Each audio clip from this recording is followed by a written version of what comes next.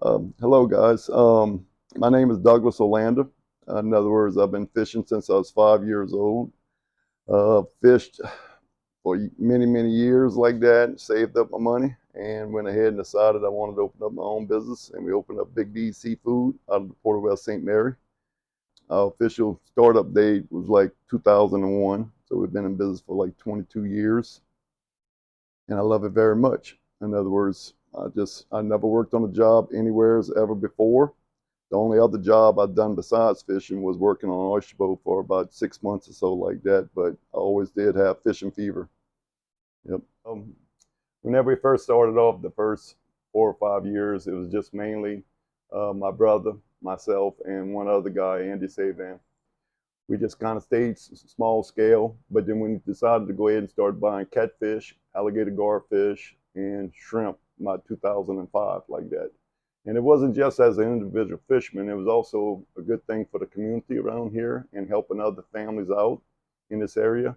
And you'd be surprised all the people that come down here daily or on the weekends on a Friday and Saturday or so like that, go ahead and buy good, fresh, quality seafood straight off the boat like that. There was plenty of great times, good times, bad times, but since after the BP oil spill, it gradually got on a downward trend like that. But then within the last 12 months, it's almost impossible for anybody that has a bigger boat to go out. My boat's been parked since last year in 2022, right there, because in other words, I can't afford the fuel and the cost of everything for me to go ahead and operate and compete against the cheaper imports of what's taken place within the last year. Tomorrow will be the last day I'll be able to go ahead and buy for this week like that. It won't be till next week, the day after Labor Day weekend, that I will be able to go ahead and start buying shrimp due to the impact of the cheap imports that's competing against our domestic wild caught shrimp. And due to us shutting down like this, we're not able to go out. None of the fishermen are able to go out. I won't be able to go ahead and sell any fuel, any type of ice, bait, anything like that. Um, and it will hurt the community big time. It's not just me on this dock. I have family members that have the dock. I have other friends that's further to the east down the Louisiana coastline that have businesses. They had to shut down this past week, and it's really affecting a lot of people. In other words, along the Louisiana coastline, everybody depends on this commercial fishing between the shrimping, crabbing, and all different industries like that. And we'll lose a part of our culture, our heritage, and our future if something's not done. Boat from Bon Secure, Alabama. The name of it was the Nanny Granny. The current name is the Miss Crystal, named it after my wife. I'm very proud of this boat. I done had probably 30 or 40 of them.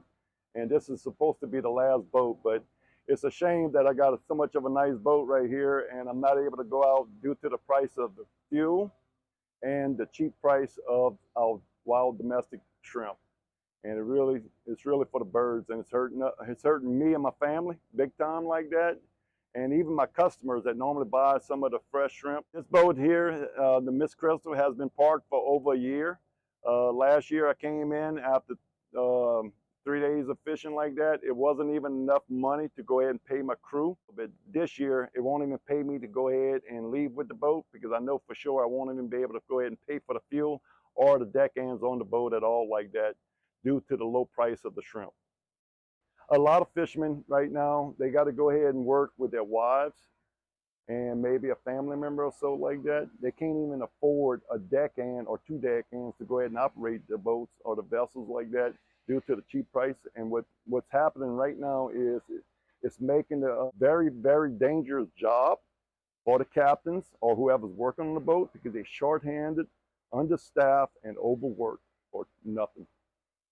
There's plenty of shrimp out there right now that can be caught on the inside waters, which our bays are open up right now in the fall like this here, and plenty of shrimp out on the edge of the Gulf. There's a bunch of big boats that hasn't even moved within the last 6 months or so like that because it's too difficult for us to compete with the foreign markets and the imported shrimp.